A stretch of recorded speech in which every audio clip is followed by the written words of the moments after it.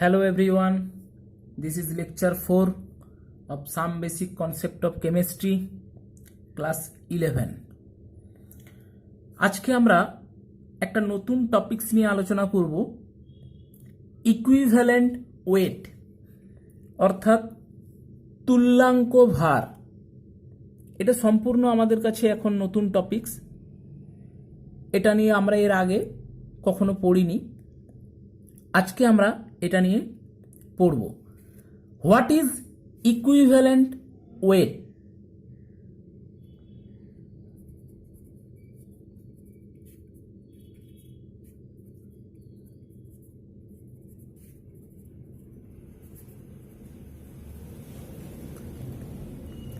কোনো সাবস্টেন্স কোনো কেমিক্যাল রিঅ্যাকশনে কতটা পরিমাণে বিক্রিয়া করবে সেই পরিমাণ ভরকে আমরা বলবো ইকুইভ্যালেন্ট ওয়েট। এটা আমরা হাইড্রোজেন, অক্সিজেন এবং ক্লোরিনের সাপেক্ষে এই ইকুইভ্যালেন্ট ওয়েটের ডেফিনেশনটা দিতে পারি। যদি আমরা বলি ডেফিনেশন কি বলা যায়, না যদি 1 গ্রাম হাইড্রোজেন গ্যাস ব্র্যাকেটে H2 অথবা 8 গ্রাম অক্সিজেন গ্যাস ব্র্যাকেটে O2 অথবা 35.5 গ্রাম ক্লোরিন ব্র্যাকেটে Cl2 গ্যাস, এর সাথে যদি কোনো সাবস্টেন্স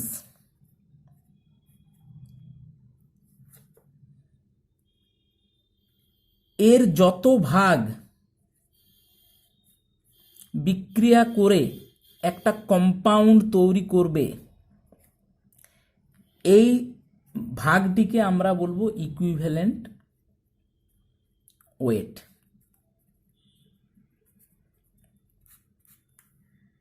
ক্লিয়ার? তার মানে কোনো সাবস্টেন্সের যত ভাগ 1 গ্রাম হাইড্রোজেনের সাথে বিক্রিয়া করবে অথবা 8 গ্রাম অক্সিজেনের সাথে বিক্রিয়া করবে অথবা 35.5 গ্রাম ক্লোরিনের সাথে বিক্রিয়া করে কম্পাউন্ড তৈরি করবে, সেই তত ভাগকে আমরা বলবো ইকুইভ্যালেন্ট ওয়েট। এই তিনটেকে কনসিডার করে আমাদের ইকুইভ্যালেন্ট ওয়েটের ডেফিনেশন দেওয়া হয়েছে।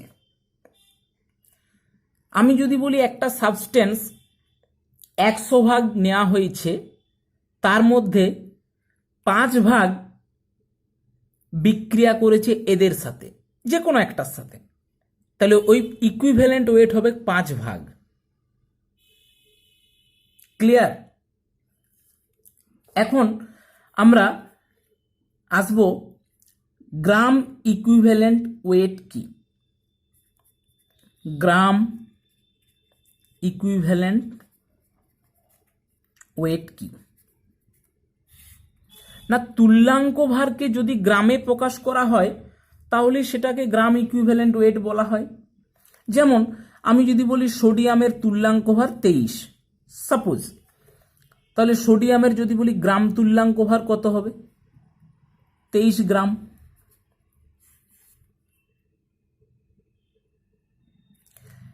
নেক্সট আমরা আসি গ্রাম ইকুইভ্যালেন্ট অর্থাৎ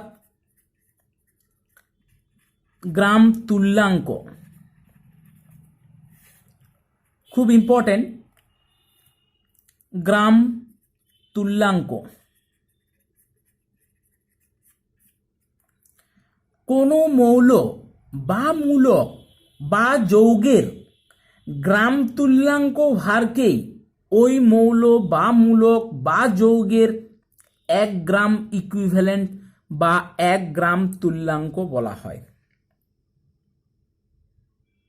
তার মানে আমি বলতে পারি যে 1 gram equivalent equal to gram equivalent weight.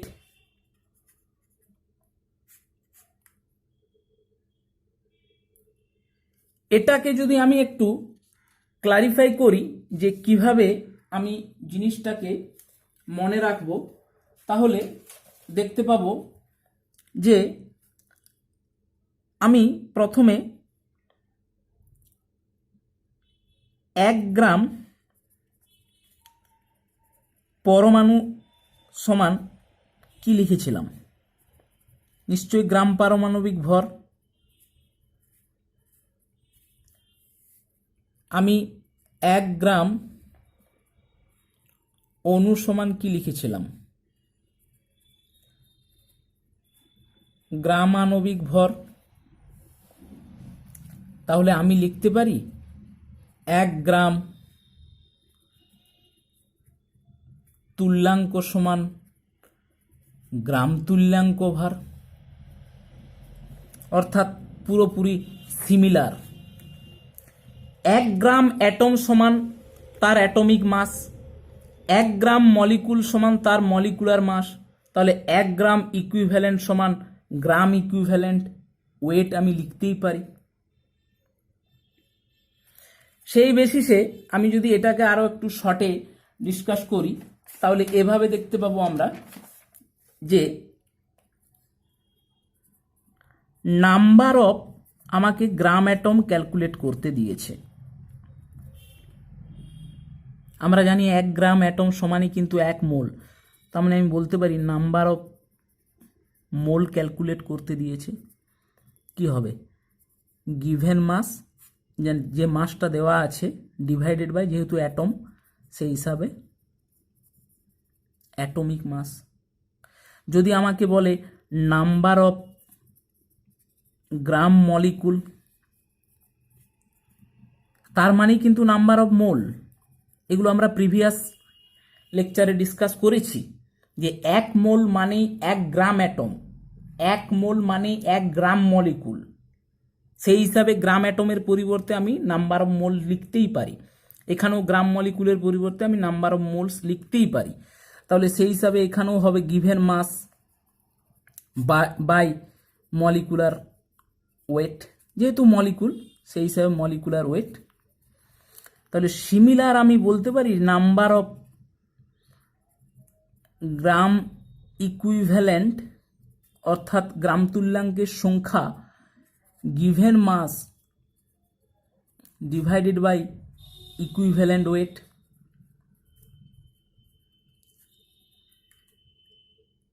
আমি কিন্তু এই সূত্রটা এদেরকে বেসিসে লিখতে পারলাম।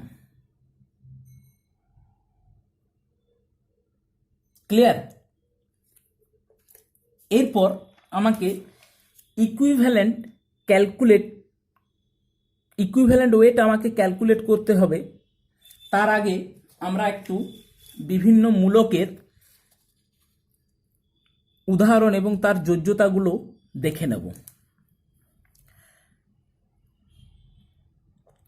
কিছু কিছু ক্ষেত্রে আমাকে মূলকের যোজ্যতা মুখস্থ রাখতে হবে। যেমন OH হাইড্রোক্সিল মূলক, ammonium NH4+, NO3- nitrate, NO2- nitrite, ClO3- chlorate, HSO4- bisulphate, HSO3- bisulphide, HCO3- bicarbonate, এদের সবার যোজ্যতা 1। SO4 sulphate, SO3 sulphide, CO3 carbonate, CrO4 chromate, Cr2O7 dichromate, H2O3 thiosulphate, এদের সবার যোজ্যতা 2। BO3 borate, PO4 phosphate, PO3 phosphide, এদের সবার যোজ্যতা 3। মনে রাখার জন্য একটা শর্ট ট্রিক্স কি, এর মাথাতে যত চার্জ আছে তার যোজ্যতা তত। এখানে সবারই 1 আছে তাই 1, এদের সবারই 2 আছে তাই 2, এদের সবারই মাথায় 3 আছে তাই যোজ্যতা 3। এগুলো জানলে তবেই আমরা ইকুইভ্যালেন্ট ওয়েট ক্যালকুলেট করতে পারবো। তো এরপর আমরা শুরু করব ক্যালকুলেট ইকুইভ্যালেন্ট ওয়েট। হেডিং দি ক্যালকুলেট ইকুইভ্যালেন্ট ওয়েট। এ প্রসঙ্গে একটা কথা বলে রাখি, প্রতিটি অ্যাটমের ক্ষেত্রে অ্যাটমিক মাস অর্থাৎ পারমাণবিক গুরুত্ব মুখস্থ রাখতেই হবে, বিশেষ করে 1 থেকে 20 পর্যন্ত, অর্থাৎ হাইড্রোজেন থেকে ক্যালসিয়াম পর্যন্ত। ওই পারমাণবিক গুরুত্বকে নিয়ে আমরা আণবিক গুরুত্ব ক্যালকুলেট করব। সেই আণবিক গুরুত্বের সাহায্যে কিন্তু আমরা ইকুইভ্যালেন্ট ওয়েট ক্যালকুলেট করব। So hydrogen to calcium atomic weight আমাদের মুখস্থ রাখতে হবে। যে কোনো পারমাণবিক গুরুত্বের সাহায্যে আমরা আণবিক গুরুত্ব ক্যালকুলেট করে থাকি, তো সেই রকম এই আণবিক গুরুত্বের সাহায্যে আমরা কিন্তু এই ইকুইভ্যালেন্ট ওয়েটটা ক্যালকুলেট করব। তাহলে কি সূত্র? ফর এনি কেমিক্যাল স্পিসিস, যে কোনো কেমিক্যাল স্পিসিসের ক্ষেত্রে ইকুইভ্যালেন্ট ওয়েট ইকুয়াল টু সূত্র হলো molar mass divided by N factor.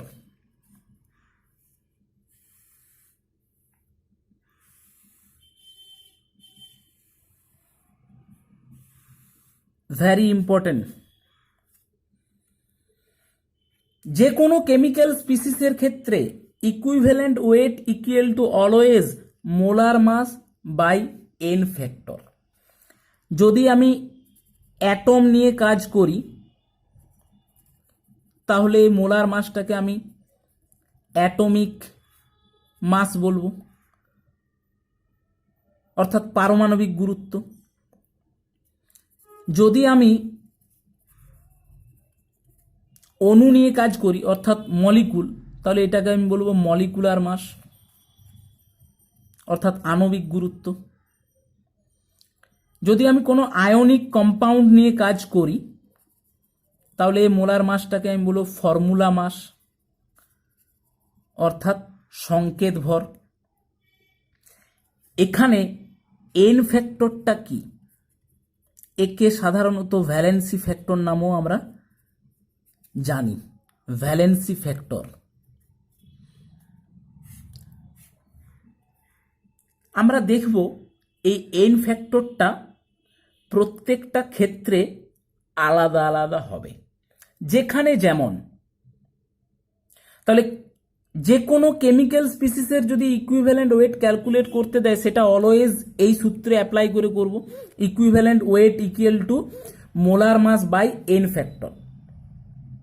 এই মোলার মাসটা অ্যাটম হলে অ্যাটমিক মাস, মলিকুল হলে মলিকুলার মাস, আয়নিক কম্পাউন্ড হলে ফর্মুলা মাস, অর্থাৎ সংকেত ভর। আর এই এন ফ্যাক্টরটাকে আমরা জেনারেলি ভ্যালেন্সি ফ্যাক্টর নামেও জানি। এই এন ফ্যাক্টর কিন্তু প্রতিটা ক্ষেত্রে আলাদা আলাদা হবে। তো দেখে নেওয়া যাক কোন ক্ষেত্রে এন ফ্যাক্টরটা কি কি হয়। প্রথমে আমরা ক্যালকুলেট করব যে স্পিসিস আর প্রেজেন্ট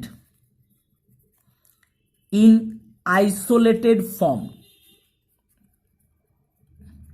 মানে এমন স্পেসিসের ইকুইভ্যালেন্ট ওয়েট আমরা ক্যালকুলেট করব যেটা নাকি আইসোলেটেড ফর্মে আছে, মানে নিঃসঙ্গ অবস্থায় আছে, অর্থাৎ সিঙ্গেল আছে।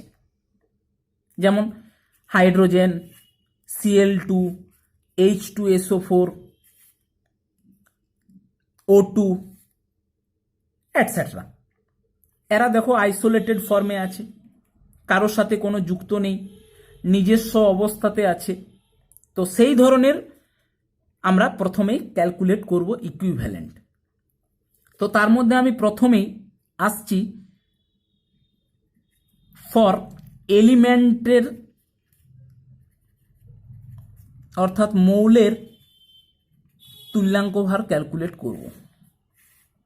মৌলের তো মৌল জেনারেলি দুটো হতে পারে, একটা অ্যাটমকেও আমরা মৌল বলে থাকি, আবার মলিকুলকেও আমরা মৌল বলে থাকি, যদি সেটা সেম অ্যাটমের হয়। তো প্রথমেই আসছি ফর অ্যাটম।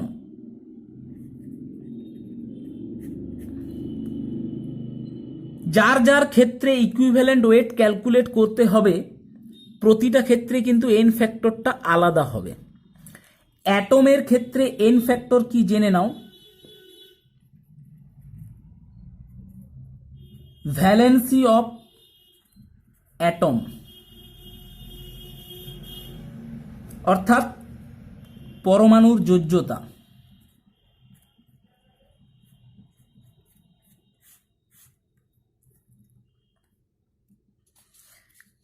তাহলে এক্ষেত্রে ইকুইভ্যালেন্ট ওয়েট আমি শর্টে লিখলাম ইকিউ ওয়েট। অ্যাটমের ক্ষেত্রে সূত্র কি হবে? মোলার মাস অর্থাৎ atomic mass divided by N factor কি বলেছি অ্যাটমের ক্ষেত্রে? Valency of atom.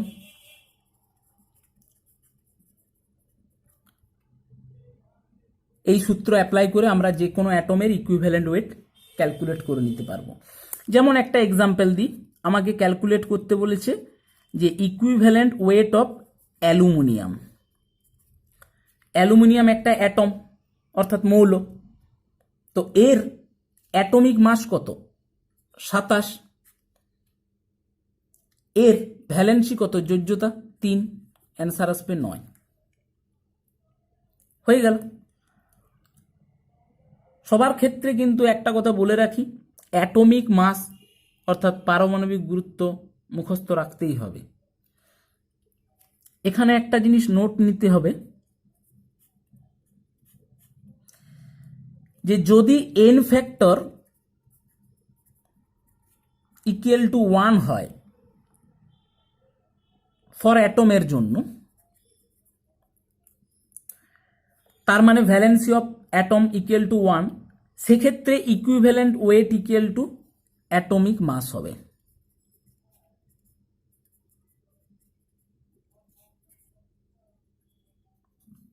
কিন্তু ইকুইভ্যালেন্ট ওয়েট কখনোই মোলার মাস অপেক্ষা বেশি হতে পারে না, কারণ এন ফ্যাক্টরের মান 1-এর কম কখনোই হয় না, এটা অলওয়েজ পূর্ণ সংখ্যা হয়।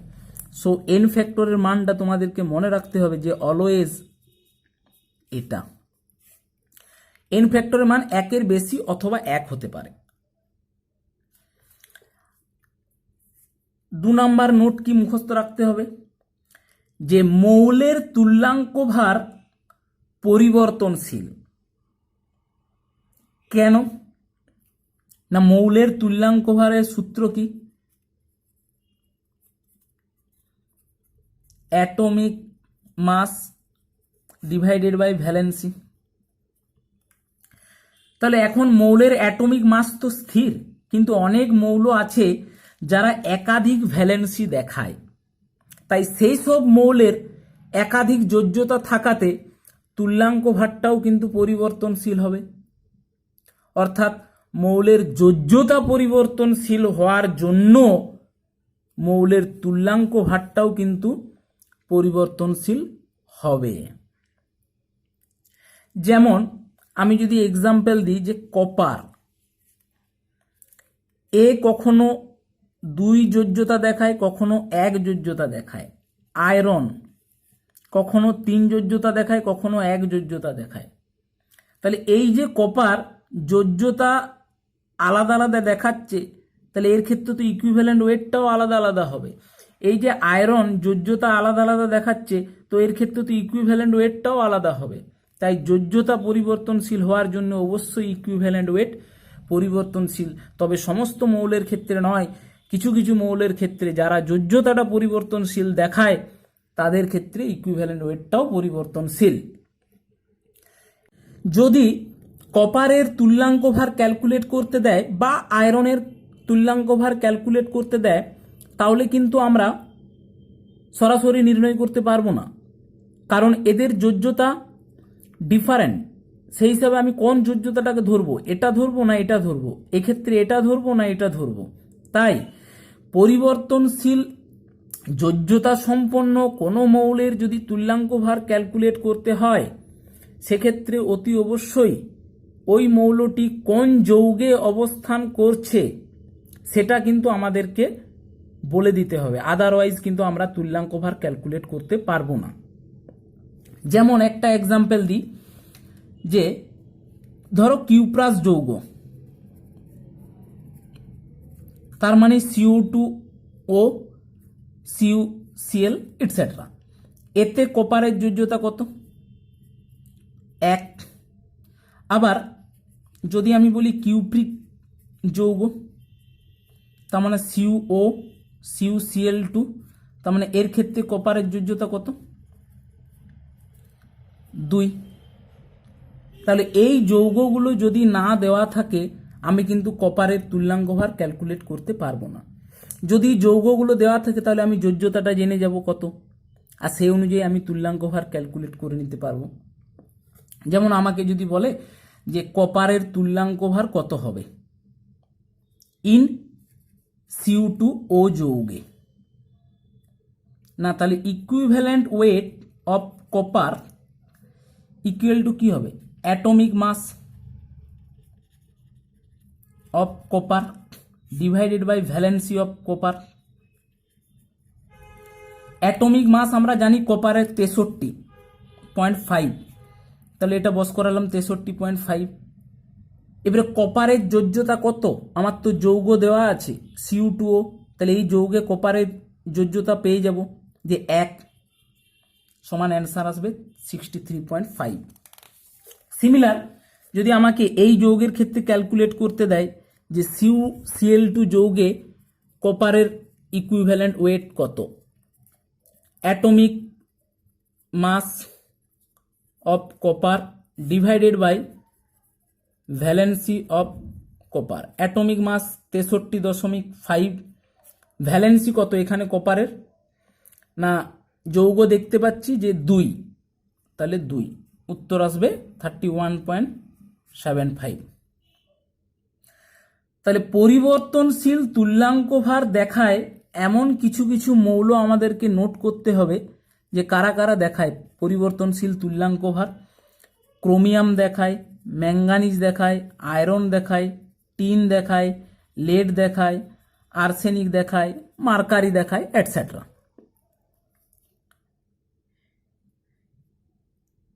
এদের যোজ্যতা যেহেতু পরিবর্তনশীল তাই এরা কিন্তু তুল্যাঙ্ক ভারটাও পরিবর্তনশীল দেখায়।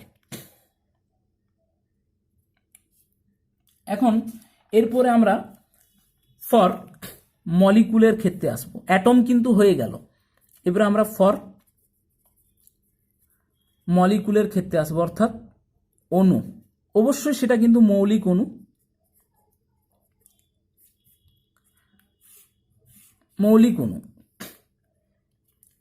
প্রথমে জানতে হবে এন ফ্যাক্টর কত মলিকুলের ক্ষেত্রে। এখানে কিন্তু মৌলিক অণুর কথা বলা হচ্ছে, অর্থাৎ H2 Cl2 O2। এক্ষেত্রে এন ফ্যাক্টর হচ্ছে valency of atom into atomicity, মানে পারমাণবিকতা।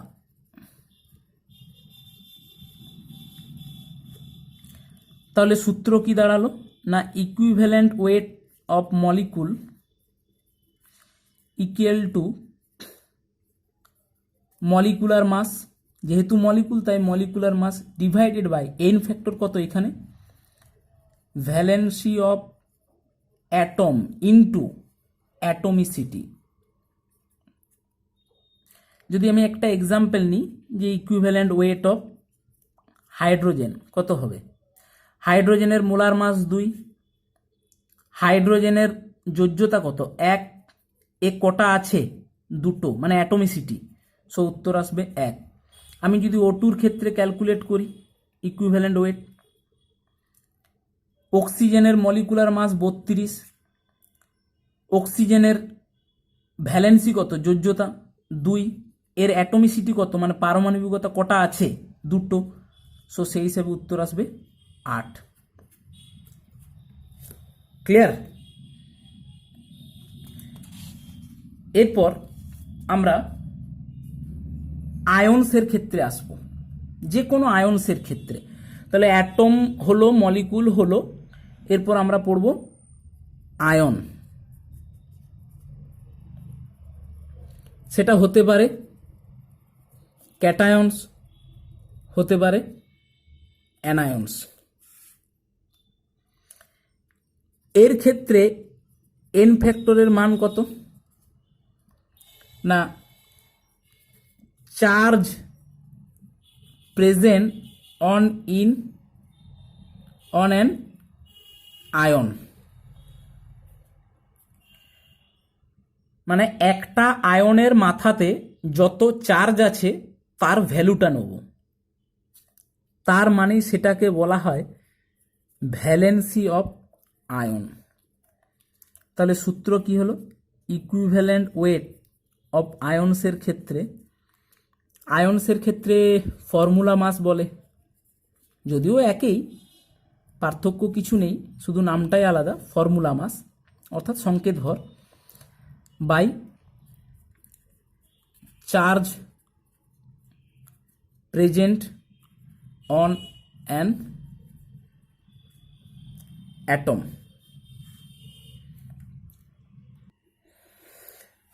তাহলে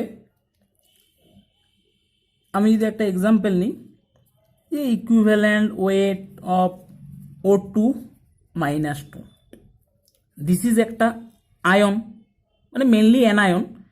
তাহলে এর ফর্মুলা মাস কত? একই, যেমন মলিকুলার মাস সেটাই। সো 32, যেহেতু অক্সিজেন আছে O2, এর মাথায় কত চার্জ আছে? 2। তার কিন্তু মোড ভ্যালু, অর্থাৎ প্লাস বা মাইনাস আমরা অ্যাকসেপ্ট করব না, আমরা শুধু তার ভ্যালুটাকে ধরব, সমান 16। অথবা যদি আমি এরকমও ভাবতাম যে O2 2- এর যোজ্যতা কত? 2, সেটাও ভাবতে পারি। একই, চার্জ প্রেজেন্ট অন অ্যান অ্যাটমও যা, আয়নও যা, আর ভ্যালেন্সি অফ আয়নও তা একই, কারণ এর মাথায় যত চার্জ তার মোড ভ্যালুটাই হলো ভ্যালেন্সি অফ আয়ন। যদি আমি বলি ইকুইভ্যালেন্ট ওয়েট অফ SO4 2- কত হবে না সালফারের 32 প্লাস অক্সিজেনের 16 মানে 64 ডিভাইডেড বাই এর SO4 2- এর ভ্যালেন্সি কত? 2। সো অ্যান্সার আসবে 96/2 ইকুয়াল টু 48। নেক্সট আসছি ফর, এটা আয়নসে হয়ে গেল। এখন আসছি ফর সল্টের জন্য, মানে লবণ। তার মানে মেনলি কিন্তু সল্ট মানে আমরা জানি আয়নিক কম্পাউন্ড। তাহলে আমাকে ফর সল্টের জন্য ইকুইভ্যালেন্ট ওয়েট ক্যালকুলেট করতে বলাও যা, আর আয়নিক কম্পাউন্ডের জন্য ইকুইভ্যালেন্ট ওয়েট ক্যালকুলেট করতে বলাও তাই, কারণ সল্ট মানে হচ্ছে আয়নিক কম্পাউন্ড। তো এর ক্ষেত্রে এন ফ্যাক্টরটা কি হবে না নাম্বার অফ ক্যাটায়নস, অর্থাৎ কতগুলো ক্যাটায়নস আছে, ইনটু ভ্যালেন্সি অফ ক্যাটায়নের যোজ্যতা, অথবা নাম্বার অফ অ্যানায়নসও নিতে পারি, ইনটু ভ্যালেন্সি অফ অ্যানায়ন। যদি আমি ক্যাটায়ন নিই তাহলে ক্যাটায়নের সংখ্যা ইন্টু ক্যাটায়নের যোজ্যতা, যদি আমি অ্যানায়ন নিই তাহলে অ্যানায়নের সংখ্যা ইন্টু অ্যানায়নের যোজ্যতা, যে কোনো একটা। তাহলে ইকুইভ্যালেন্ট ওয়েট ফর সল্টের জন্য কি হবে?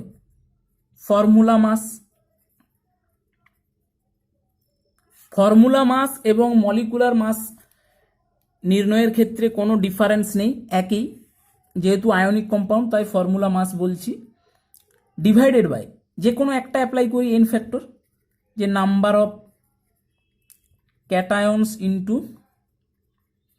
Valency of cation. এটাও অ্যাপ্লাই করতে পারতাম, number of anions into valency of anion. এখন একটা এর এক্সাম্পল করা যাক, যে ইকুইভ্যালেন্ট ওয়েট অফ ক্যালকুলেট করতে দিয়েছে Al2SO4 এর হোল থ্রাইস। এই ধরনের যদি সল্ট বা কোনো আয়নিক কম্পাউন্ড আমাকে দেয়, তাহলে সেক্ষেত্রে অতি অবশ্যই আমাকে আয়নে ভেঙে নিতে হবে, আদারওয়াইজ করতে পারবো না। তো Al2SO4 এর হোল থ্রাইসকে আমি প্রথমে ভেঙে নেব। Al এর প্রথমে Al প্লাস SO4 আগে লিখে নিলাম। Al এর যোজ্যতা কত? 3, উপরে যাবে। SO4 এর যোজ্যতা কত? 2, উপরে যাবে। Al আছে কটা? 2টা। SO4 আছে কটা? 3টা। হয়ে গেল ব্যালেন্স। এখন আমি যদি এর ক্ষেত্রে ইকুইভ্যালেন্ট ওয়েট ক্যালকুলেট করতে চাই তাহলে কি হবে না, এর ফর্মুলা মাস মানে মলিকুলার মাস। সো 2 ইন্টু অ্যালুমিনিয়ামের 27 প্লাস 3 ইন্টু সালফারের কত 32 প্লাস অক্সিজেনের 16, 4 64 ডিভাইডেড বাই, এখানটায় খুব কনসেন্ট্রেট করো, ডিভাইডেড বাই ক্যাটায়নের সংখ্যা কটা। এখানে ক্যাটায়নকে অ্যানায়ন, এটা ক্যাটায়নের সংখ্যা কটা? 2টো। এই ক্যাটায়নটার যোজ্যতা কত? 3। তাহলে উত্তর আসবে, এটা করলে আসবে 342 ডিভাইডেড বাই 6 সমান 57। এখন মনে হলো যে আমি number of cations into valency of cation না করে number of anions into valency of anion করব, একই অ্যান্সার আসবে। অর্থাৎ আমি যদি এখানে বলি অ্যানায়নের সংখ্যা কত? 3টে। অ্যানায়নের যোজ্যতা কত? 2। সো 2 ইন্টু 3 করলেও 6, 3 ইন্টু 2 করলেও 6। সো একই অ্যান্সার আসবে। সিমিলার যদি আরও একটা করি যে CaCO3 এর ইকুইভ্যালেন্ট ওয়েট ক্যালকুলেট করতে দিয়েছে। প্রথমে আগে CaCO3 কে ভেঙে নেব। Calcium 2 plus plus CO3 2 minus. তো এর ক্ষেত্রে ইকুইভ্যালেন্ট ওয়েট কি হবে? ফর্মুলা মাস ক্যালসিয়ামের 40 প্লাস কার্বনের 12 প্লাস অক্সিজেনের 16, 16 3 48 ডিভাইডেড বাই ক্যাটায়নের সংখ্যাটা ধরে নিচ্ছি, আছে কটা? একটা। ক্যাটায়নের যোজ্যতা কত? 2। সো উত্তর আসবে 100/2 সমান 50। ক্লিয়ার? এরপর আমরা আসবো খুব ইম্পর্টেন্ট যে ফর অ্যাসিডের জন্য,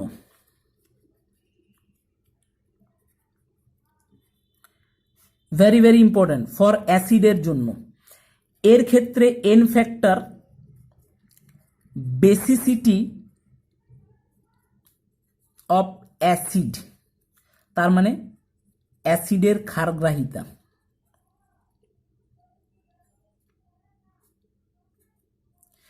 যদি কোনো অ্যাসিডের ইকুইভ্যালেন্ট ওয়েট ক্যালকুলেট করতে দেয় তার ক্ষেত্রে এন ফ্যাক্টর হবে বেসিসিটি অফ অ্যাসিড, মানে অ্যাসিডের ক্ষারগ্রাহিতা। এই অ্যাসিডের ক্ষারগ্রাহিতা জিনিসটা কি পরে ডিসকাস করছি, তার আগে সূত্রটা লিখে নিই। তাহলে কি হবে? ইকুইভ্যালেন্ট ওয়েট অফ অ্যাসিডের ক্ষেত্রে molecular mass divided by basicity of acid.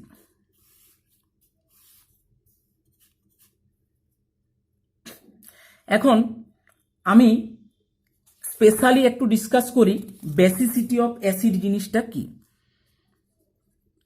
Basicity of acid মানে অ্যাসিডের ক্ষারগ্রাহিতা। কোনো অ্যাসিডের অণু যতগুলি হাইড্রোজেন অ্যাটম থাকে তার ক্ষারগ্রাহিতা তত নাও হতে পারে। কোনো অ্যাসিডের অণু যতগুলি H+ ডোনেট করতে পারে তার ক্ষারগ্রাহিতা তত। তাহলে কোনো অ্যাসিডের ক্ষারগ্রাহিতা কত সেটা কিন্তু ডিপেন্ড করবে সেই অ্যাসিডটা কতগুলি H+ ডোনেট করতে পারে। যতগুলি H+ ডোনেট করতে পারবে তার ক্ষারগ্রাহিতা তত। কিন্তু ওই অ্যাসিডের মধ্যে যতগুলি H আছে তার ক্ষারগ্রাহিতা তত নাও হতে পারে। একটা এক্সাম্পল দিই, যেমন আমাকে যদি বলা হয় H2SO4,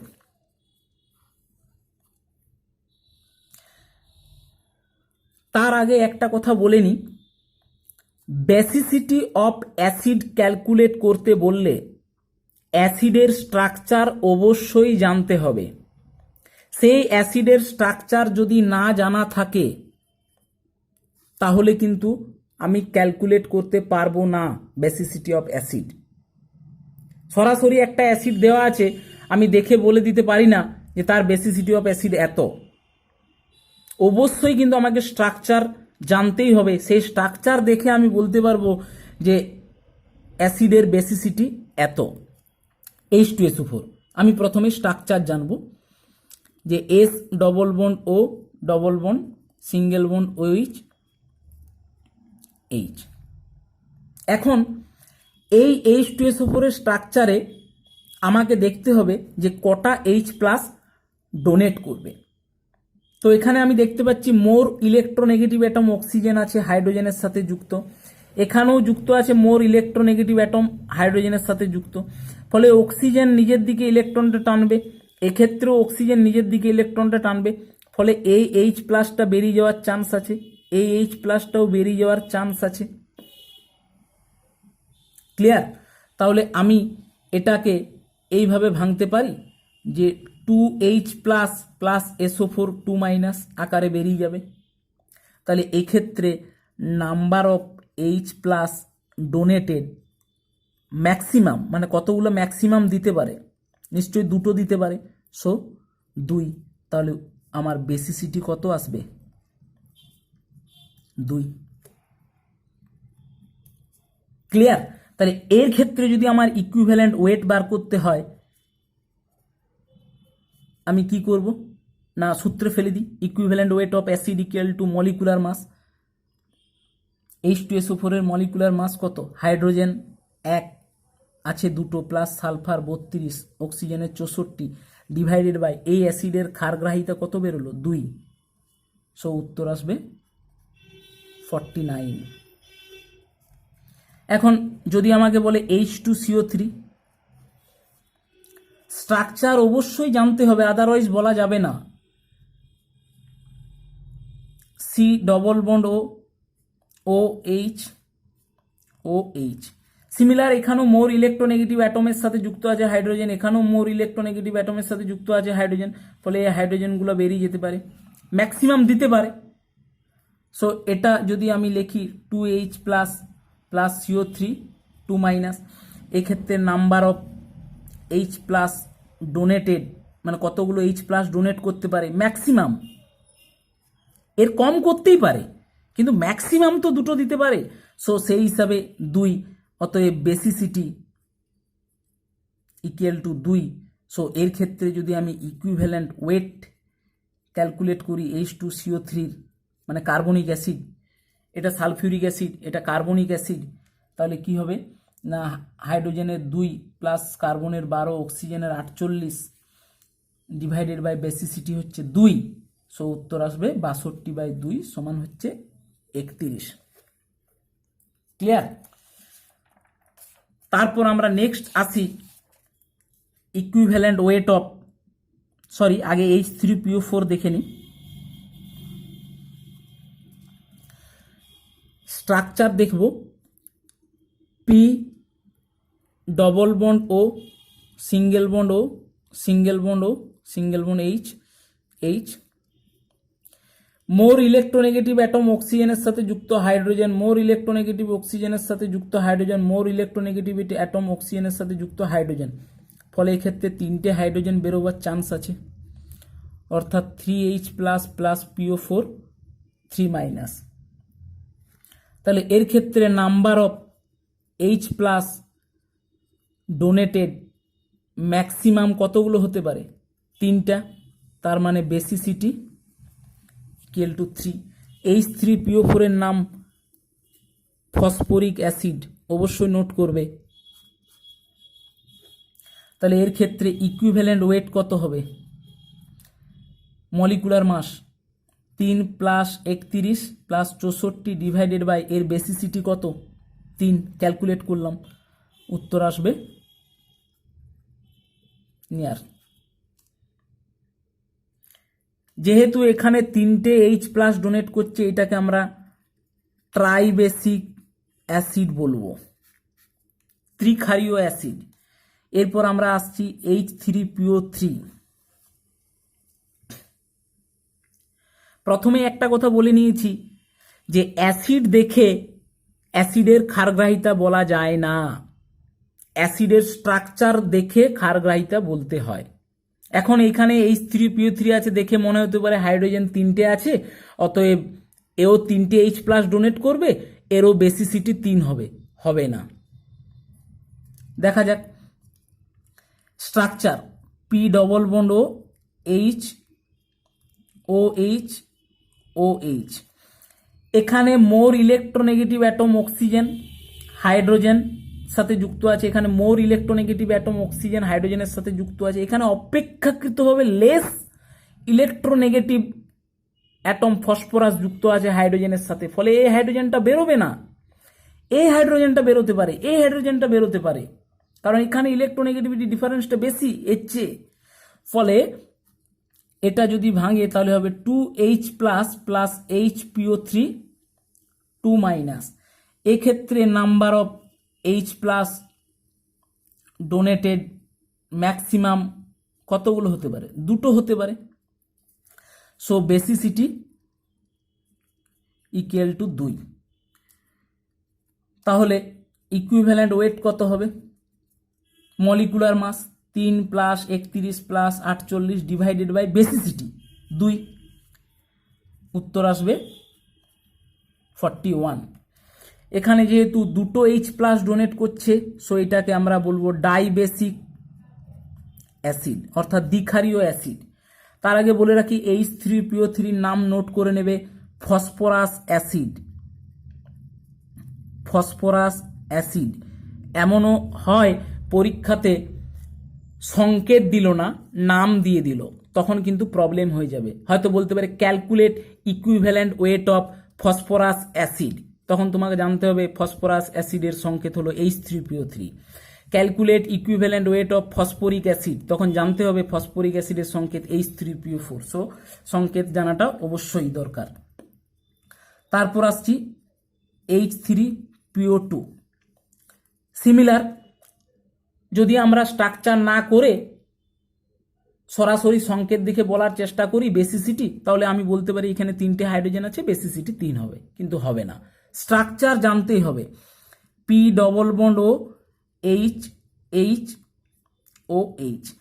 এখানে স্ট্রাকচারে আমি দেখতেই পাচ্ছি মোর ইলেকট্রোনেগেটিভ অ্যাটম অক্সিজেনের সাথে যুক্ত আছে একটি হাইড্রোজেন, সো একটি হাইড্রোজেন বেরোতে পারে, এই হাইড্রোজেনগুলো বেরোতে পারবে না যেহেতু phosphorus is less electronegative than oxygen. So এই ক্ষেত্রে প্রসেসটা কেমন হবে, H plus plus H2PO2 minus. এক্ষেত্রে number of H plus donated equal to কত হবে 1, সেই হিসাবে বেসিসিটি ইকুয়াল টু 1, সেই হিসাবে ইকুইভ্যালেন্ট ওয়েট যদি ক্যালকুলেট করি তাহলে দেখতে পাবো molecular mass 3 plus 31 plus 32 divided by basicity কত 1, সো উত্তর আসবে 66/1 সমান 66। ক্লিয়ার? আর একটা দেখা যাক যে HClO3। তার আগে একটা জিনিস বলে রাখি, এটার নাম হচ্ছে হাইপোফসফরাস অ্যাসিড।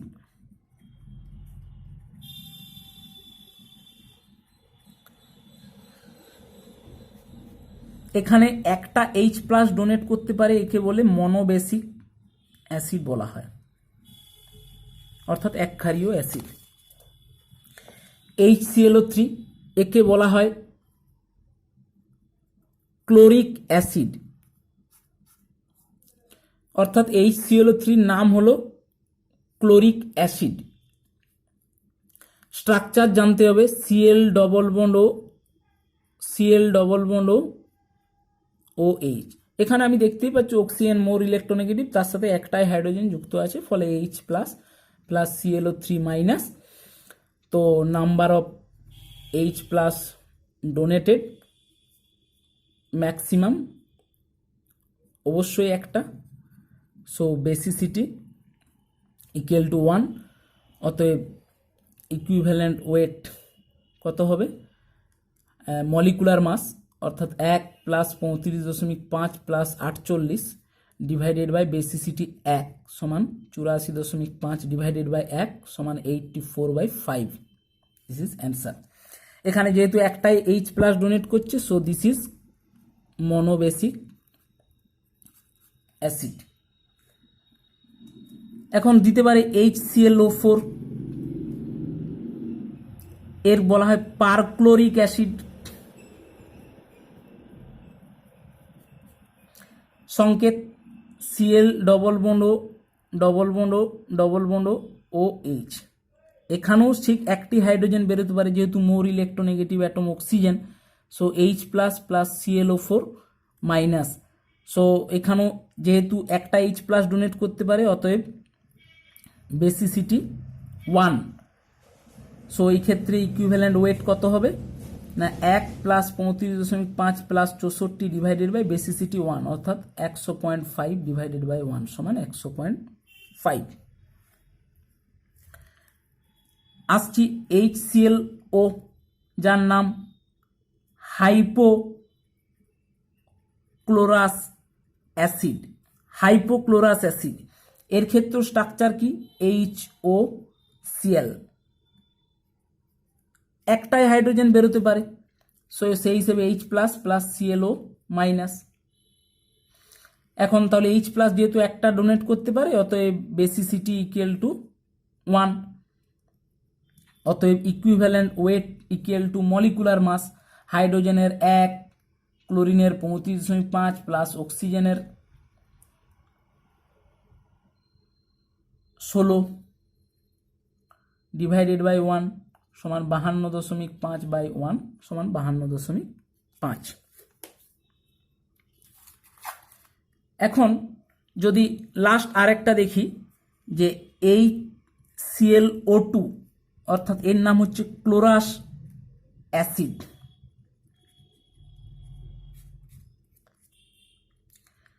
প্রথমে আগে স্ট্রাকচার অবশ্যই HOCl ডবল বন্ড O, এখানেও একটা H প্লাস ডোনেট করতে পারে, so H plus plus ClO2 minus.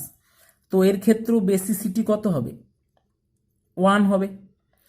Equivalent weight কত হবে, হাইড্রোজেনের 1, ক্লোরিনের 35.5, oxygen 32 divided by basicity 1, so উত্তর আসবে 68.5।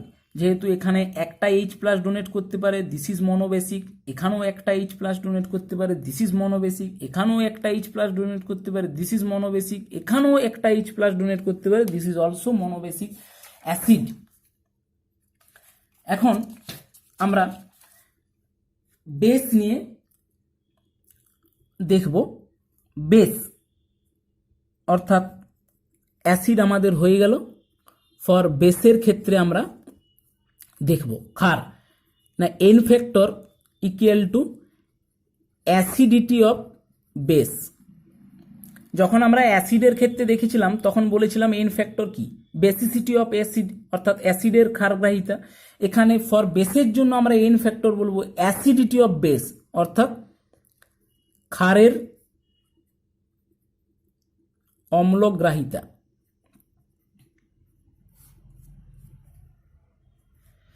তাহলে equivalent weight of base equal to কি বলতে পারি, molecular mass divided by acidity of base. Clear? এখন অ্যাসিডিটি অফ বেস কাকে বলে না ক্ষারের অম্লগ্রাহিতা। না একটা ক্ষার যতগুলো OH মাইনাস আয়ন দিতে পারে তার অম্লগ্রাহিতা তত। যেমন calcium hydroxide, calcium 2 plus plus 2 OH minus, কটা OH মাইনাস দিয়েছে 2টো, অতএব ক্যালসিয়াম হাইড্রোক্সাইডের অম্লগ্রাহিতা কত হবে 2 NaOH Na plus plus OH minus, এই NaOH কটা OH মাইনাস দিয়েছে? একটা, তাই এর ক্ষেত্রে অম্লগ্রাহিতা কত হবে? 1। তো সুতরাং যদি আমাকে বলে equivalent weight of aluminium hydroxide calculate করো, তো প্রথমে আগে এর অ্যাসিডিটি অফ বেস অর্থাৎ অম্লগ্রাহিতাটা ক্যালকুলেট করে নিই। না, অ্যালুমিনিয়াম হাইড্রোক্সাইডকে প্রথমে আমি যদি বিশ্লেষণ করি, অ্যালুমিনিয়াম 3 প্লাস 3 OH মাইনাস, এখানে আমি দেখতে পাচ্ছি 3টে OH মাইনাস, ফলে এর বেসিসিটি অফ অ্যাসিড কত হবে? 3। আমি সূত্র অ্যাপ্লাই করি, equivalent weight of aluminium hydroxide এর molar mass 27 plus 3 into 16 plus 1 divided by এর অ্যাসিডিটি অফ বেস কত বেরিয়েছে? 3। উত্তর আসবে 26। This is the answer. Clear? এই ছিল আমাদের species R present in isolated ফর্মে ইকুইভ্যালেন্ট ওয়েট ক্যালকুলেট। আমরা নেক্সট লেকচারে দেখব species R present in chemical রিয়াকশনে। ওকে।